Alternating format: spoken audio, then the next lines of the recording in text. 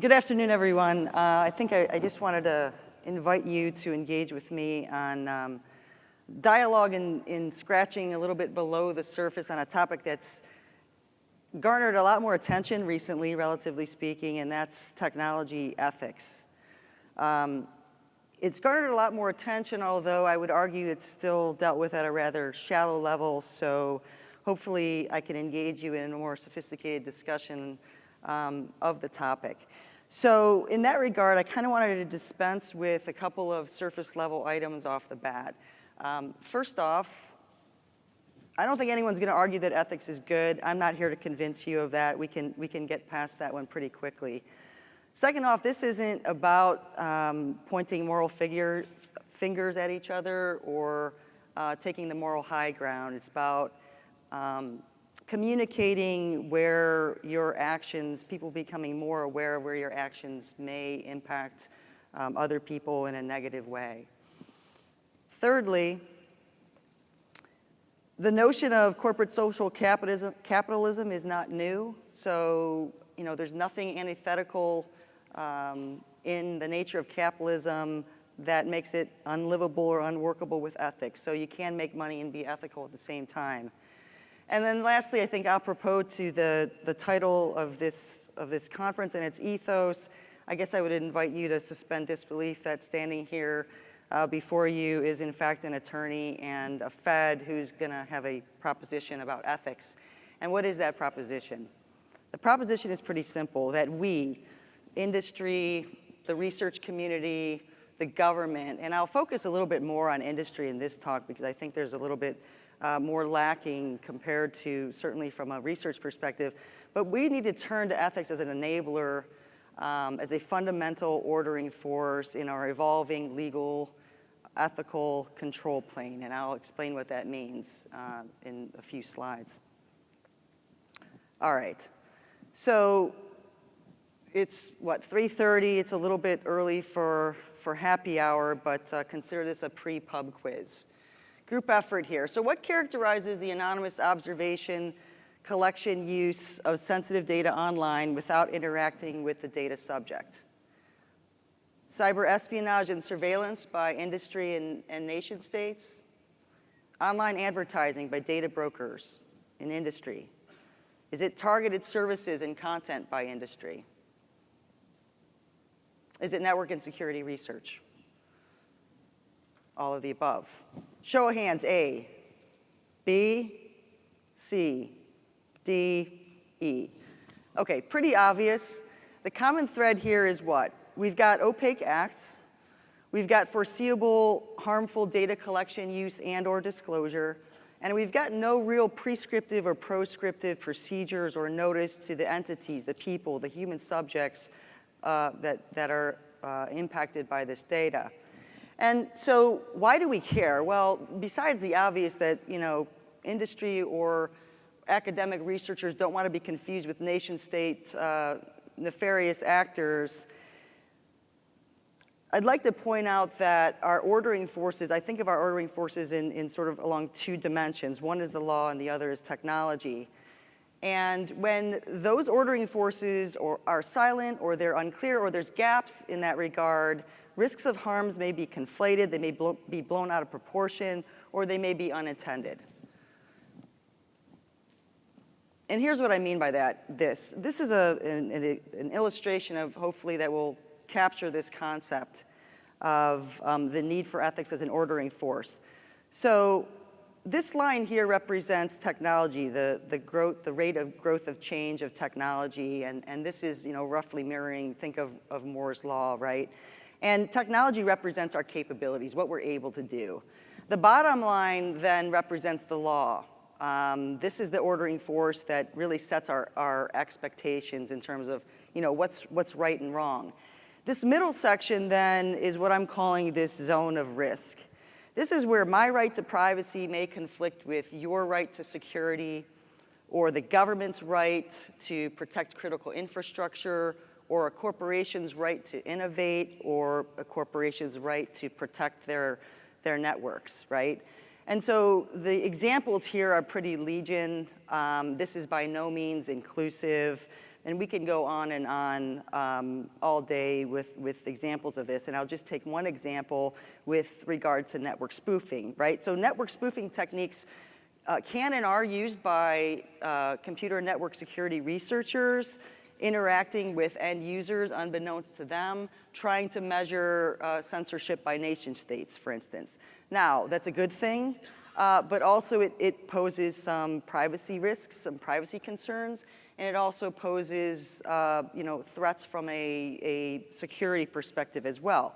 Those same techniques similarly are the exact same techniques used by the advertising industry in trying to track behaviors and target advertising. So again, privacy, network security, innovation, they're sort of all clashing. And so my point here is not that there's a gap. I think a gap is not necessarily bad, because if we bring the expectations and capabilities together, I think it's a real threat to innovation. The real concern here is that delta. The delta is growing here between our expectations and our capabilities. And it can result in one of three or more things. One is we could have increasing tension and tension between legitimate stakeholders, right? This is the good guy versus the good guy. We can also have inefficient avoidance of risk from a corporate perspective. And then lastly, it really increases the distrust in our ordering forces themselves. So people checking out of technology that they just don't trust, or people going rogue from a legal perspective because they don't believe that the laws are protecting their rights and interests. So my argument is that there's this third sort of shadow ordering force, and it's ethics. It's not new, it's been around for hundreds of years. I think we need to get back to fundamentals in this regard, and we need to lean on ethics as a way to bring more harmony and balance in between our other two ordering forces. All right, so a quick deep dive into each one of the ordering forces just to expose the gaps that, that technology and law are bringing about. So we know that technology is mediating our actions and our knowledge. And that's almost cliche at this point, but it bears repeating again. If you think of the I/O for humans in terms of the pipe between us and our data, it's like this big. The I/O, the pipe between computers and data, is like this big. So the things that we normally do as human beings, whether that be filter, associate, prioritize, what have you, a lot of that now is being done by computers. With machine learning, we have all sorts of tools for collection and analysis and whatnot. So the outcome is, whether it be for, by, or with human beings, technology is mediating our knowledge and our actions. This mediation is often resulting in knowledge and action asymmetries, right? The confluence of things like opacity, this output, this filtering, this association, is often a black box to us as human beings. Oftentimes this is being done from an industry standpoint. They're acting as gatekeepers and not necessarily involving the human in the loop. It's more of a one-way advertising model rather than an inclusive model. Impacts are uncertain, as we've heard throughout various talks today. The increasing value of data, its purposes, its use purposes are emergent. We've seen the cyber-physical risk played out already with autonomous vehicles, semi-autonomous vehicles. We know that we're not necessarily dealing with deterministic systems, but more and more with machine learning, where outcomes are unknown, and the scale and ubiquity makes it a problem as well. Examples I've put below here, we've got news feeds, our search results, our identity scoring, our network risk scoring. Examples are pretty legion. So we have tech mediating, causing knowledge and action asymmetries. These asymmetries then are resulting in what I showed a couple slides ago, which is this battle of stakeholder rights, my privacy versus your security versus the company's right to innovate. And what's the so what here? It's that this resolution is increasingly being proxied by industry. And this proxying really impacts our rights and interests. It's not just about affordances, about making things faster or more experiential. It's impacting our rights.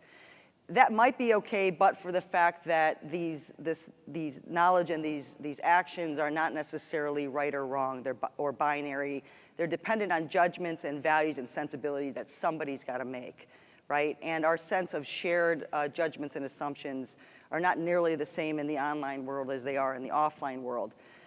The last point here I wanted to make is that, algos and AI and autonomous systems, they're sort of the new shiny penny of the day, and they certainly carry the weight of future innovation on their shoulders, so I don't want to badmouth that.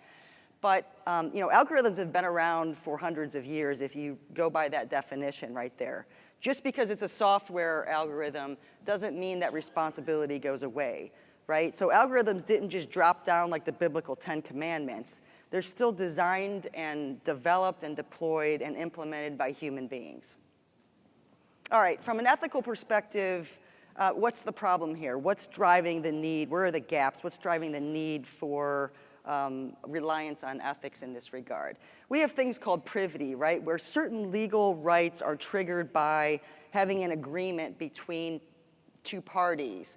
And oftentimes, because of the distance, the indirection between companies and users, where my data may be collected by a company and I have no idea, or multiple companies, and I have no idea where it's going.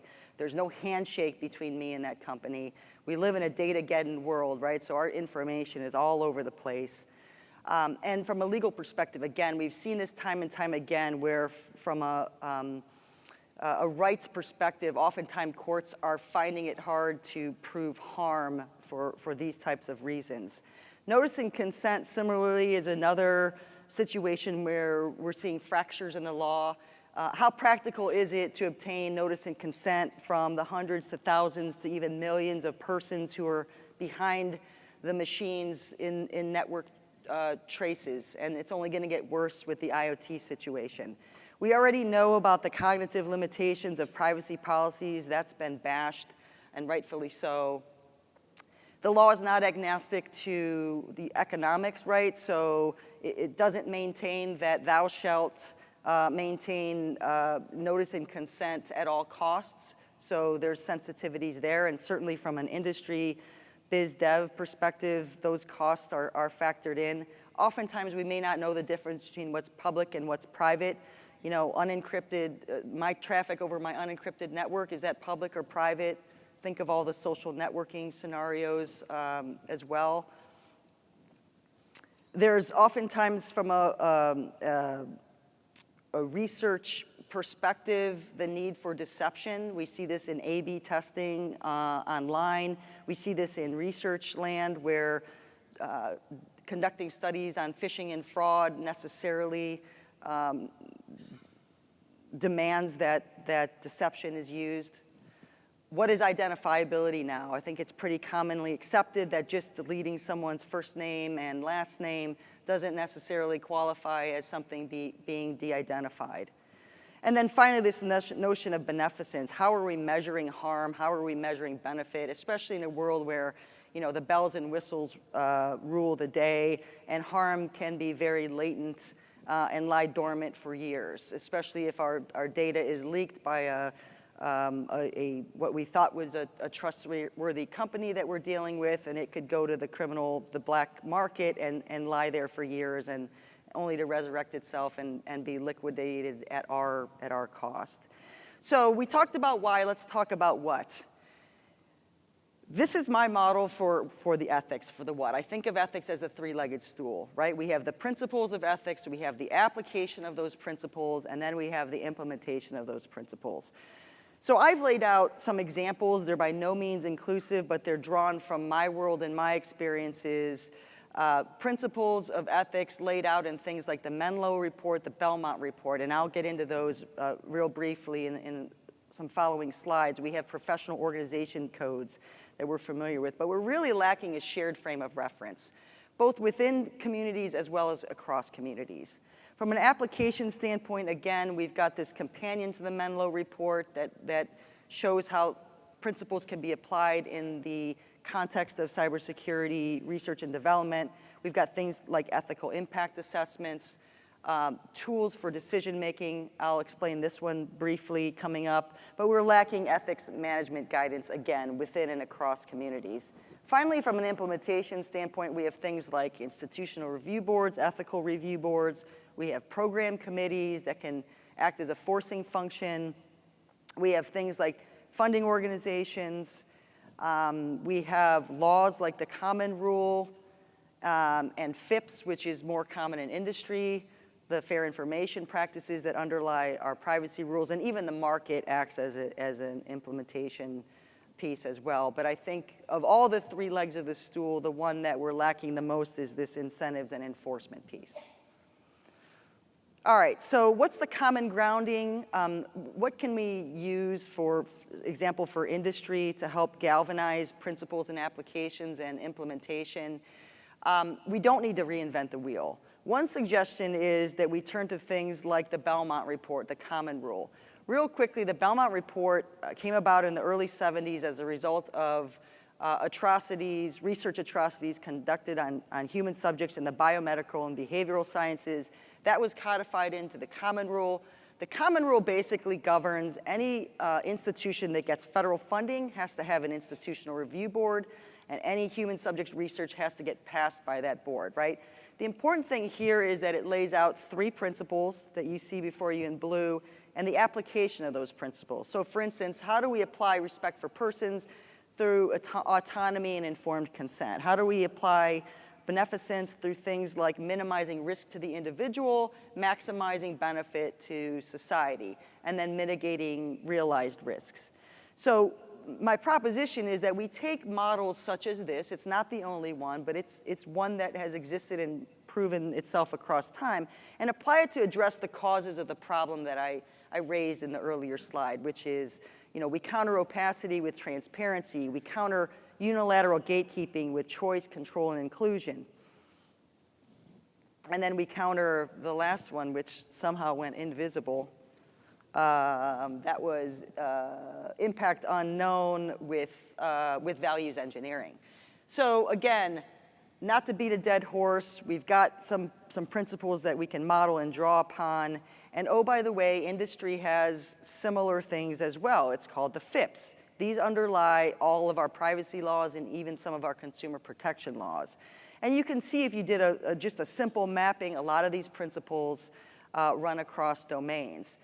And oh, by the way, for those of you who didn't know this, and I didn't know this until a couple days ago, there is actually an ISO on corporate social responsibility. Believe it or not, it's 26,000. And again, if you look at the principles it espouses, you see commonality across the board. An example here of where we ate our dog food, we meaning the Homeland Security, Cybersecurity Division. Doug Maughan, the director, and some of our performers got together years ago, and we said, hey, look, we're doing some research that is crossing some lines, could be crossing some lines here. It's in a gray legal and ethical area.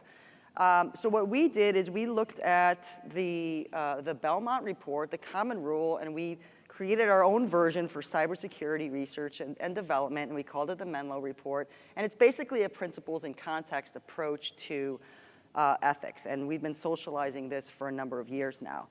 All right, so we talked about the why, we talked about the what, now let's talk about the how. Last pub quiz for the day, what's the difference between norm building, influence operations, propaganda, and advertising? Is it the principles? Is it the implementation? Is it the underlying applications? Is it the incentives? Or is it all of the above? I think you get the point, rhetorical question. I would argue that we need all of those. I don't know that I would get much disagreement here. And I would argue that the implementation and the incentives is a big missing piece right now. We've got three options from an implementation standpoint. We can go bottom up.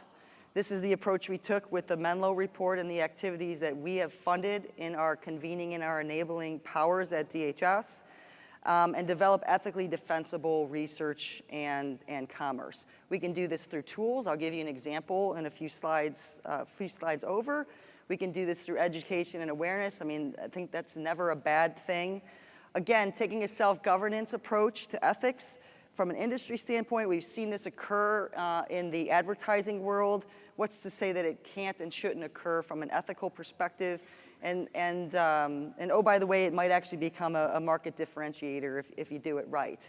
We can take a top-down approach, right? The dreaded regulation may not be bad if the market fails to correct for this problem. And my thinking is, if regulation is done right, it's actually going to assume some of those or most of those ethics, the principles and applications that we all agree upon, as opposed to being orthogonal to ethics. We have institutional review boards that incentivize researchers, for instance, I'm sorry, not institutional review boards, but program committees. You don't get published unless you show that you've demonstrated some consideration for ethics. And then there's the sideways approach, right? Use reputation as a lever to force the hand of companies and organizations. My second example here of where we walk the talk is we're currently funding an effort led by Mike Bailey at UIUC for this CREDS tool, Cyber Risk Ethics Decision Support Tool. And again, the notion here is we want to take these principles and applications and operationalize them. So the goal is really to help researchers and oversight entities, developers, understand ethical uncertainty and risk, be able to estimate that in a better way than they do now, and measure and improve our human judgment in this regard. So we've taken tenets from the law and from ethics and from best practices, we've turned them into an ethical impact assessment, and then we've operationalized this through an online support tool. I'll show you a screenshot. This is CREDS under the hood. This is an IA. The approach we've taken is the entire life cycle of data collection, use, and disclosure along 5 risk factors: the nature of the data, the nature of the platform and system that is being used or impacted, who's doing the collecting or the interacting, who's receiving data, about whom is the data that's being collected, what is the purpose of the collection, use, and disclosure, and is there any harm mitigation? Is data being anonymized? Is there other disclosure controls being implemented? Is there consent? Things like that. Then we've turned it into some assistive questions to elicit these risk factors. This is just a quick screenshot of what the prototype looks like. We're in testing and evaluation right now, and we'll make it available to the community. And then what you get as a result of this tool is not a silver bullet, thou shalt pass jail or pass go. But really, it's a decision support tool. Ethics is about risk management. And so you can see you get this risk heat map as a result to help guide in your identification of where your methodology may need some tweaking. My last slide here is again, sort of the call to action, as others have expressed, and I hope I've given you examples that we do have technical and legal models here. And really, it's about priorities. So from an industry developer standpoint, there's no shortage of examples of where we've used technology to create shared experiences, right? I can be running and using my Nike app, and I could hit that app, and my friends on Facebook can like it, and I get audible applause as I'm running, that kind of a thing. We see this from a defense security standpoint with situational awareness. My question is not notice and consent a shared experience to be similarly engineered? Finally, from a customer user perspective, it's a two-way street. We can't expect straight-through processing and no hiccups at the front end, and then at the back end complain when our data is being used without our knowledge, when we didn't want to be annoyed with the pop-ups or whatever better mechanism we develop for notice and consent. I asked, do we need to be distracted in record time? Do we need to measure everything? Finally, I'll end with the 2016 Oxford Dictionary Word of the Year. I think it's very apropos, and it struck me in 2 ways. One is that facts are facts, but principles are drivers. And secondly, people are going to ignore facts when they lack trust. And so my advocacy here today is that we lean on ethics to optimize more for trust. Maybe we need to optimize a little bit less for certainty, optimize a little bit less for efficiency, optimize a little bit more for trust. And I think leaning on ethics is our way forward. Thank you.